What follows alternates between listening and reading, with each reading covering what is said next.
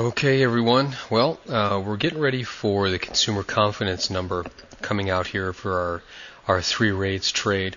And you can see that the spreads are a little bit wider than normal. You can see that the euro is at 3 pips. The Swiss is at 5 pips. I think what's really going on is there's a little bit of expectation for the market. There's the U.S. new home sales is coming out as well. So we've got some action here at 10 a.m. Now this is a good thing, and part of the reason why this particular trade works is because it keys in on volatility. So our main concern here isn't necessarily what the numbers come out to be. All we really hope for is that there's going to be some kind of big difference. So let me go ahead and check my clock. Yeah, we're right at 9:55. So we'll go ahead and enter in our orders here, and you can see that I've just got mini lots loaded up here.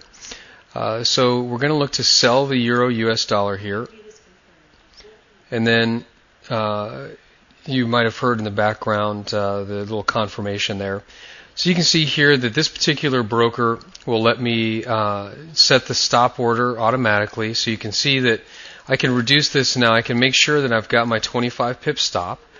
And you can see that they calculate it just based on 25 pips. And you can, with some brokers, you'll be able to calculate it based on the order rate or the pips, or you can just barely see this, or the dollars. So I'll go ahead and submit the order.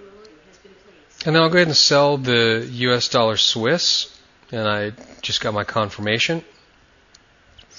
And I'll reduce this down to 25. And then we'll click on submit order. Okay, and then here's the confirmation. I'm sorry, it pops up in the corner. So you can see, let me just go ahead and expand this window down a little bit. And you can see that both of the positions are there. Here's the Euro USD showing me that I'm short 10,000 US dollars worth of the Euro. I'm short $10,000 worth of the Swiss. Here it gives me the average rate that I got in at and what my unrealized gain or loss is. And you can see that, with this is something that you just have to get used to with the Forex. If you see here with the US dollar Swiss, it's got my unrealized gain is 4.88 pips. $4.88 with 6 pips. That's due to the conversion rate. Okay, that's just normal.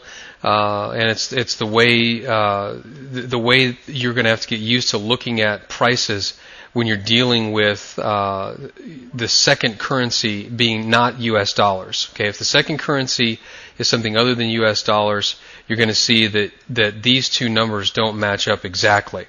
When the U.S. dollar is in the second place, you'll see that the pip and the dollar amount does match up exactly. So I'm going to go ahead and pause the video because we've got about 4 minutes now or 3 minutes now to wait, and I'll come back on after the reports. Okay, and we're about a minute away now. I've got the Euro and the Swiss loaded up here, the two 15-minute charts you can see. And you can see already that there's some positioning going on. I've got these zoomed way out, so it's tough to see the detail. But you can see that just that prior to the report, the Euro has had a little bit of a run up here. And you can see that prior to the report, the Swiss has had a little bit of a move down. Interestingly enough, both are sitting near respective support or resistance. You can see here that the Swiss is sitting right down here near support. The Euro has broken through resistance here and has started to come back down. Let me go ahead and put the cursor up there so you can kind of see the different levels. So we just have to wait. I mean, there's the trade is on, and my preferred method is to leave the profit target to a manual execution. Of course, if you're looking to just get into this trade and wait to see what happens, it's perfectly acceptable to set everything ahead of time.